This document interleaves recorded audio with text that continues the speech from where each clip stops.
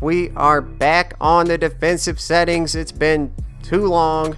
I know it was the freaking patches and sliders. It just ate up way too much time.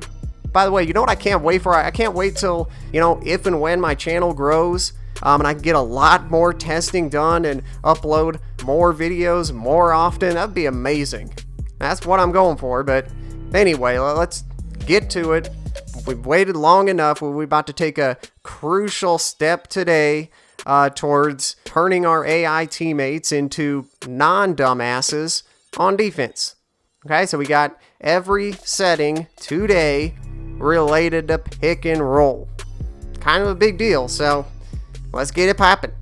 Alright, so let's deal with the easiest thing first. That's going to be the on-ball screen setting here. This is basically going to come down to, do we want him to go over or under? Okay, we can eliminate these other ones pretty easily. Automatic, of course not. The ice setting over here, I'm not really into just handing them a wide open, easy pull-up jumper from the mid-range.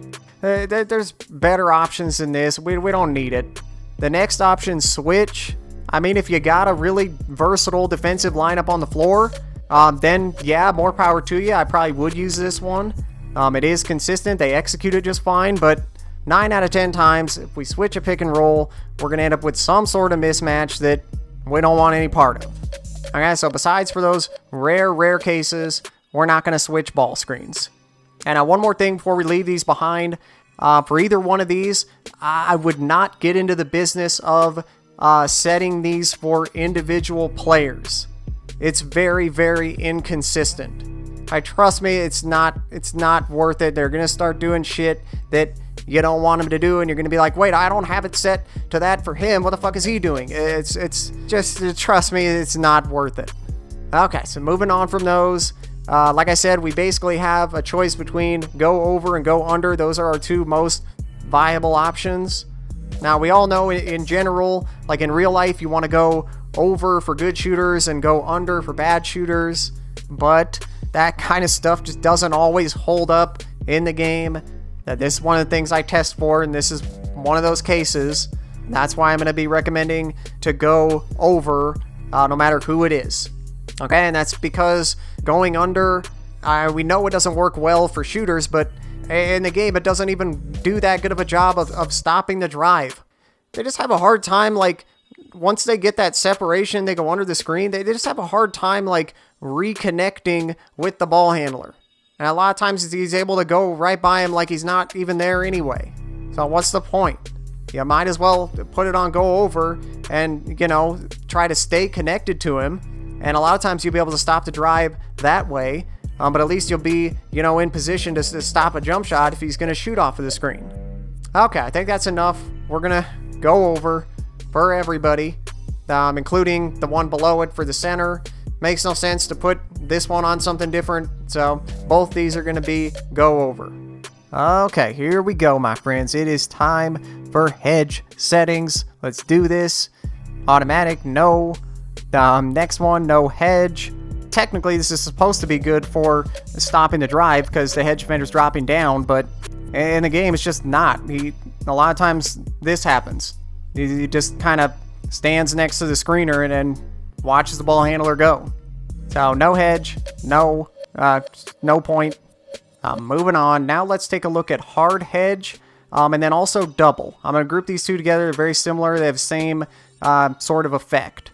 Right? So, the thing with these, you're supposed to kind of wait for the screen to take place and kind of jump out at the ball handler. So you're kind of like ambushing him. I don't know why CPU does it. They just like show their hand way too early. They totally expose exactly what the fuck they're doing. And obviously that allows for the easiest slip you've ever seen in your life. That even if they don't slip it, it just makes it just easier to play against. So you know exactly what's coming. You're not supposed to do it like that, 2K. I don't know. So even besides that, the other problem with hard hedge and double is they put you in a situation where you got multiple defenders around the ball handler. And you might be thinking, well, what's wrong with that? Well, this. Ever since last year, 2K19, it just triggers a really aggressive on-ball steal attempts. and usually it'll end in a reaching foul. So that's another reason, hard hedge, double, I don't recommend it. Next one, take a look at, we got catch hedge. It works sometimes.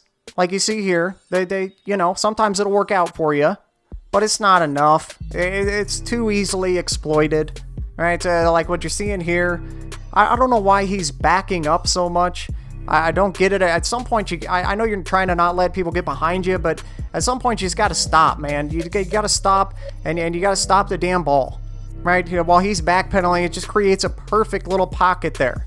And the worst part about it is he'll come and like try to contest it late. He won't get there, but he'll try. And look at that offensive rebounder. Look at this. So we're giving him a wide open mid-range shot, and it consistently creates this sort of thing here where, I mean, if he does miss that, what's going to happen? Going to get an easy putback. There's nobody anywhere. This is the number one thing I saw while testing catch hedge. I can't even tell you how many times this happens. It's not a fluke. The other thing I was going to mention with catch hedge, other users, other players, people notice if you're playing catch hedge, and then they just pick and pop you to death. Because catch hedge just sucks at defending the pick and pop. Look at this. It's just hard, man. It's just way too much space. Can't do it. So I don't use catch hedge at all.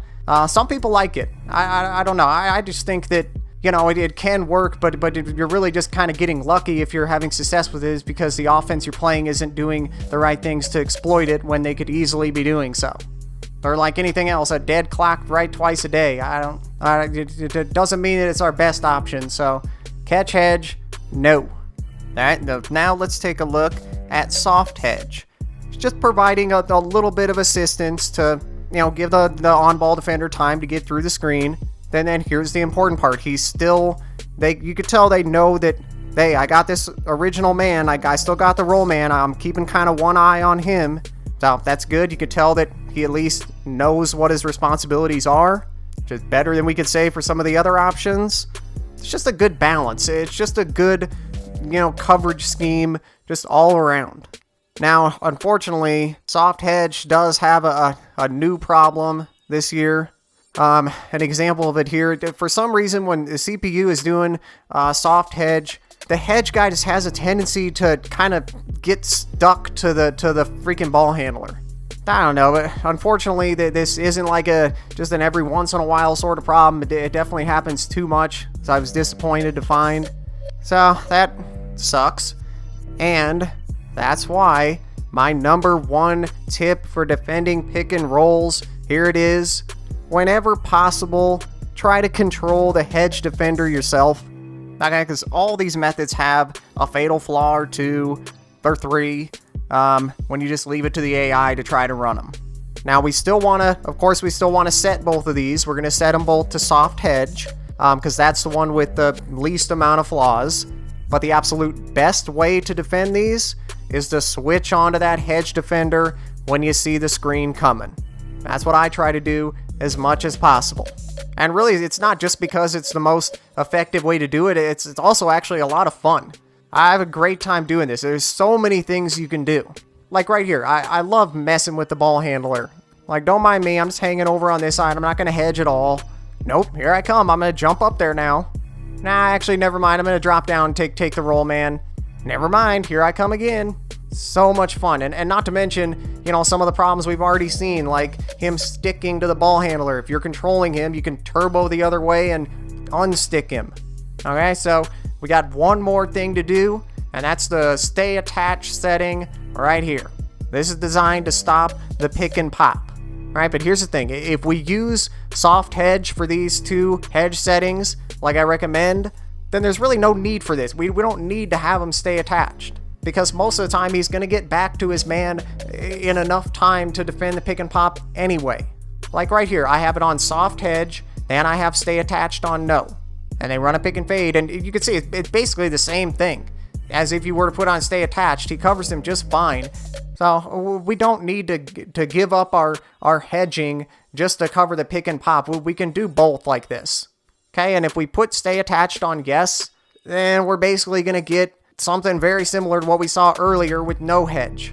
Now, we can't have that. We need him to give the on-ball defender some sort of help.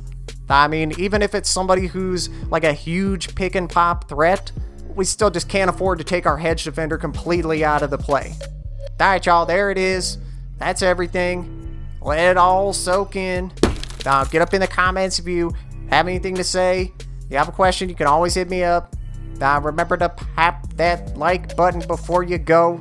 I appreciate you guys. It's only going to help in terms of, the channel growing, that me being able to get more testing done and get more videos out to you guys faster and earlier. That's the goal. And with that in mind, I'm going to get right back in the lab. Okay, there's more to be done. And I just might have a brand new series for you in the very next video. That's right, so subscribe if you're not already. Hit those notifications on, because I'm going to be back here real soon with the next edition of 2K with the Popboy.